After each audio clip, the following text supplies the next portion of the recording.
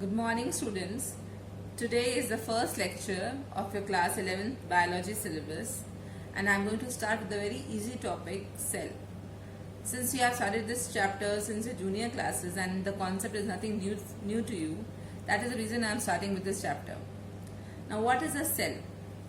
You all know that the cell is the structural and functional unit of life. That means each and every organism is made up of cell, and each cell of the body transforms or modifies itself in order to perform a specific function. For example, if it is a brain, then there the cell modifies itself into a neuron. If it is a kidney, the cell modifies itself into a nephron. So the cell modifies itself according to the functions performed there by that particular organ. So that is the reason we call it as the structural and functional unit of life. And this is a very big science, a big branch of science. And we learn all the things about the cell in the branch of science called as cytology. Now the important thing arises that who discovered or who observed the cell. The first cell was observed in a dead cork slice by Robert Hooke, and he mentioned it in his book called as Micrographia. This was done long back in about 1665 AD, right? But then later on it was discovered in a living cell by Antony von Leeuwenhoek. So Robert Hooke discovered it in a dead cell, whereas Leeuwenhoek discovered it in the living cell. So this is the basic concept we have learned about cell. That cell is the structural and functional unit of life. What is cytology and who discovered it? Now let us come to another important topic, that is cell theory. Now who gave the cell theory? Cell theory was given by two scientists. One was Schilden and Schwann. Now they postulated that cell is a morphological and functional unit of life, which we all know now. Secondly, they said that the cells contain some hereditary materials, okay, and this hereditary material is responsible for transmission of characters from one organism to the other organism.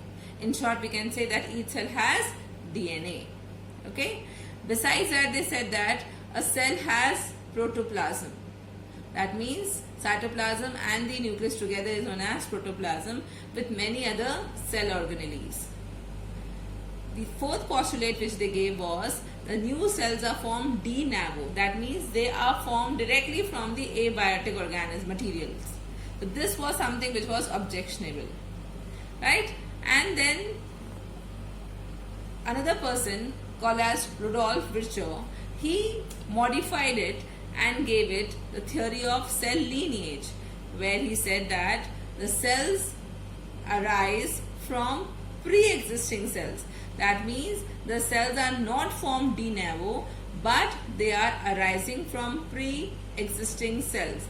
This kind of statement was termed in a Latin language in Hooke as omnis cellula acellula. So it's a Latin language which states that the cells are arising from pre-existing cells.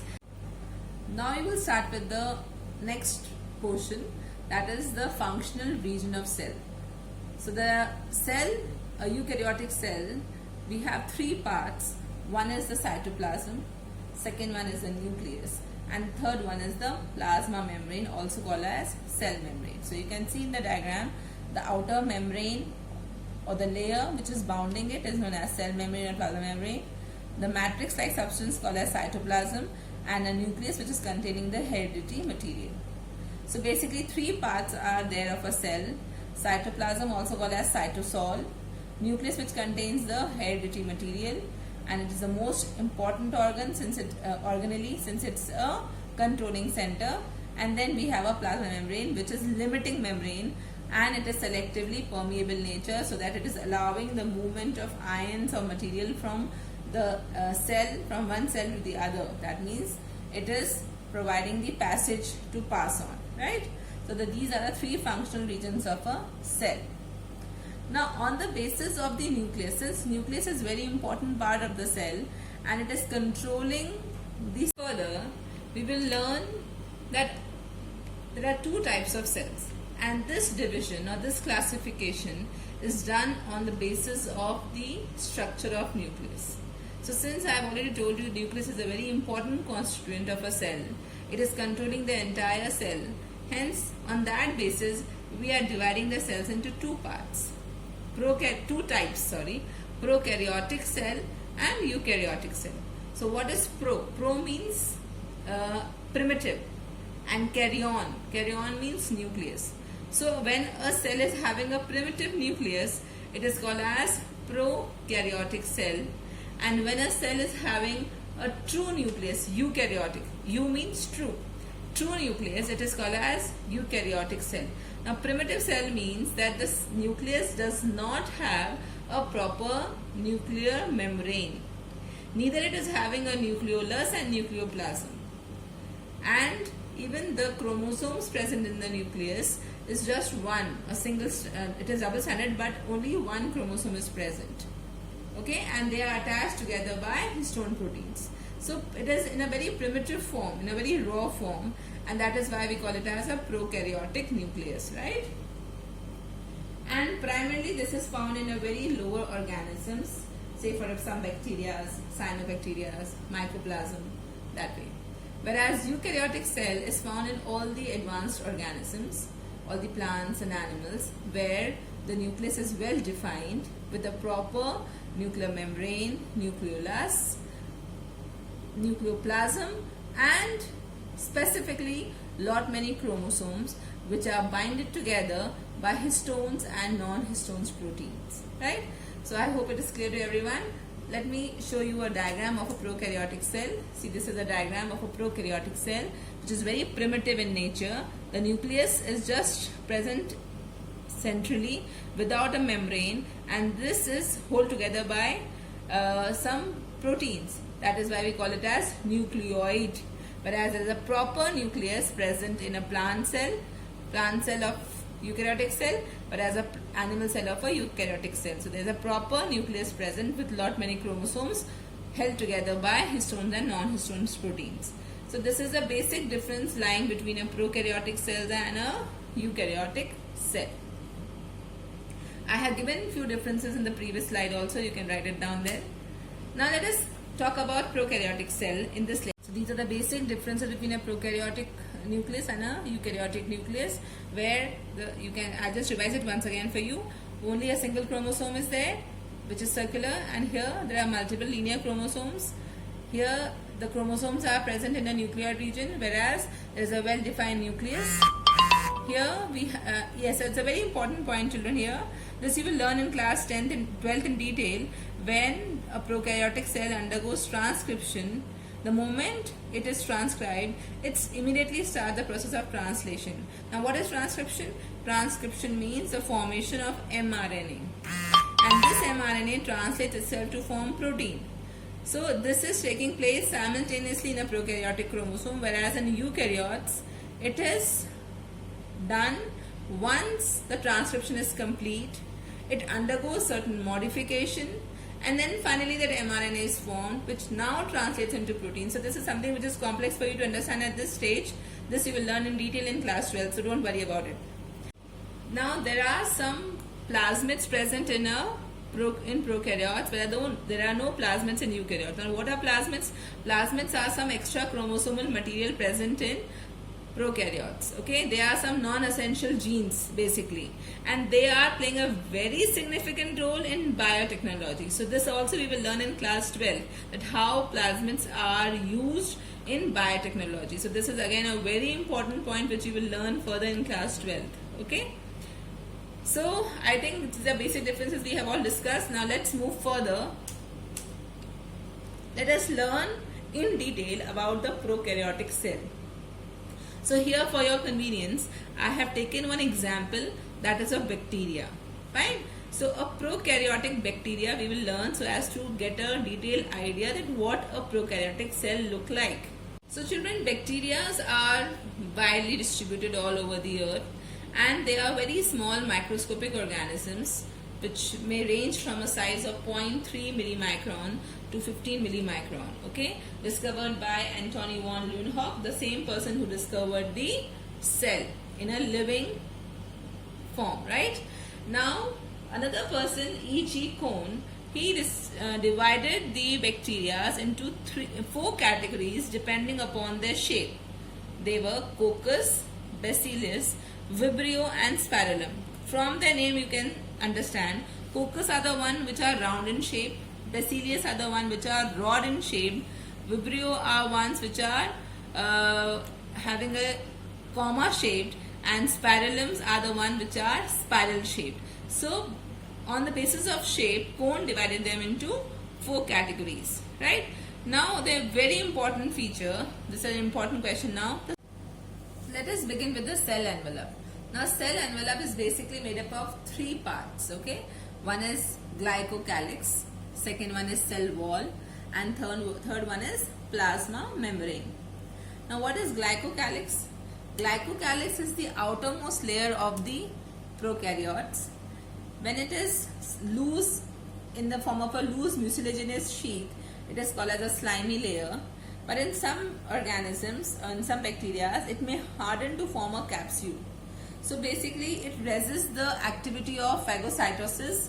So when some WBCs or when they try to phagocytize them, then capsules prevent that process. Okay. So basically, glycocalyx is the outermost covering, which is either in the form of a slimy layer or in the form of a capsule. The second layer is the cell wall. Just inner to the glycocalyx is the cell wall, which is protective in function, and on the basis of cell wall, bacteria are divided into two parts or two types. The first one is gram-positive bacteria, other one is the gram-negative bacteria. So the gram-positive bacteria and gram-negative bacteria, they are named on the basis of stain. So gram-positive bacteria, they stain with a purple color dye, okay, that is crystal violet. So when they are stained by crystal violet dye, they are called as positive, and if they do not take the stain, they are negative. Okay. Now gram-positive bacteria, they have a single layer of murin. Okay. Whereas gram-negative bacteria, they have two layers. Okay. They have two layers, one of peptidoglycan and another one of lipopolysaccharides. Right. So they appear basically blue, they appear pink.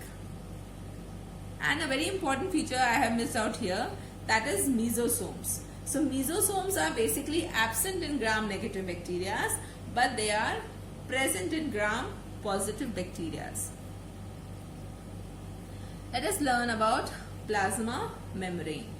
The third and the innermost layer, it is transparent, semi-permeable and made up of lipids and proteins. So we call them as lipoproteinaceous layer. Now plasma membrane is specifically known to have certain enzymes in it which are very essential to conduct respiration. So basically the electron transport chain, all those enzymes, all those components are present in the plasma membrane, right? And as you know that plasma membrane is semi-permeable or selectively permeable. It allows the movement of certain materials from cytoplasm to the extracellular medium. So this is the innermost membrane. In fact, after glycocalyx, then we had cell wall, and then finally plasma membrane. Now plasma membrane also shows some kind of modifications in gram-positive bacteria in the form of mesosomes. So mesosomes are basically helping in respiration. Okay, and they are nothing but invaginations. So you can see some invaginations coming inside the cytoplasm and in the form of mesosomes. They contain certain enzymes which are helping in the process of respiration, and they are also increasing the cell surface. So mesosomes was first discovered by Fritz James. Okay, and they are characteristics of only prokaryotes. You cannot find them in eukaryotic cell. Now the next component of a prokaryotic cell is the cytoplasm, which is colorless, translucent and viscous ground substance which is present inside the cell envelope. Okay, It has lot many reserve food in the form of glycogen, in the form of lipids. Besides that, it has ribosomes, and these ribosomes are present in the form of 70S. So there are two types of ribosomes basically, 70S and 80S, and 70S ribosomes are characteristics of prokaryotes. These ribosomes are sometimes present in series, they can be changed. So in that case we call them as polyribosomes, right? And you can, a very important thing to note here, you cannot find any of these cell organelles. You cannot find here at ER, mitochondria, Golgi, plastid, lysosomes. They are all absent in the cytoplasm because the cytoplasm of prokaryote does not contain any membrane bound cell organelle. Please remember that. And besides that, there are certain inclusions also, certain cytoplasmic inclusions like reserve food materials, some gas vacuoles, some granules of some ions like phosphate, glycogen. So there are some inclusions also in the form of granules. So you can see the important component, one was ribosome, other are inclusions like this. Ribosomes may be present in the form of polyribosomes also, and absence of any membrane bound cell organelle. Now coming to the third part, that is the nucleoid. I just told you in the beginning of this chapter also that nucleoid is nothing but a primitive nucleus where the double-stranded DNA is present in a form of a coil, and it is attached by the help of histone proteins, right? It is circular in nature, okay, and this region is called as nucleoid region. This nucleoid is not having any plasma membrane, neither it is having nucleoplasm. So no nuclear membrane, no plasm, and no nucleolus. That is why we are calling it as nucleoid. Besides that, see, you can see a very important thing here, plasmid. I have discussed this earlier also. Plasmid is nothing but an additional or extracellular chromosome structure which is circular in nature, and it contains about 1000 genes. Its importance and its function you will learn in class 12th in the 4th unit. Now coming to the last part, that is flagella. That means the extracellular apparatus or appendages present on the cell.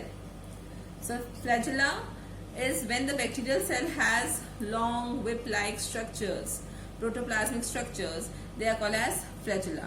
Basically, flagella are made up of a protein called as flagellin. Okay, so depending upon the bacteria type, it can be having one flagella or two flagella, or a bunch of flagella and one end, or on both the ends bunch of flagella, or on the entire periphery there may be many flagella. So there are various flagellas present on the various kind of arrangement you can see in varieties of bacteria. And the next one is pili or fimbriae. So in some bacteria like E. coli, there are minute hair-like structures present all over the surface. So basically they are called as fimbriae or pili. Okay? And they are not involved in any motility, but they are just giving us some addition to the bacteria. They are helping in attachment. So they are helping in locomotion, whereas they are helping in attachment. So this, children, this completes your prokaryotic cell. So in today's lecture, we have discussed what is a cell, types of cell, and in detail we have learned about prokaryotic cell. In the next subsequent lecture, I will tell you about the eukaryotic cell and its type, that is animal cell and plant cell. Besides that, we will learn the various cell organelles present in them in detail. So I expect you to revise it thoroughly and write the content which was given to you. I will supply it one more time in your groups. So please read it thoroughly. Note them down in your notebooks. Thank you.